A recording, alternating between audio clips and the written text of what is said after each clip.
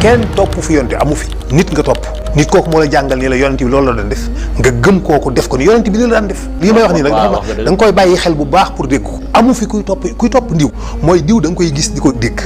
mu wax nga topp ca mu jëf nga topp ca loolu mooy diw laay topp waaye koo xam ne sa digganteeg moom junni at ay nit ñi bind téere yi xamoo leen téere yi ñu bind xamoo ñaataat ginnaaw lañ ko bind ay nit ñoo dooloo seen xel tàggat ko ba ni diw lii la daan def yonent bi lii la daan wax lii la daan def néew ma nga weddi ko de dama ne nit ñooña ñoom nga wóolu moo tax koo ci seen muy dox dafa am ñoo xam ne bu ñu ko xadis bi diw tudd na ko rek mu gëm ko du chercher dëgg la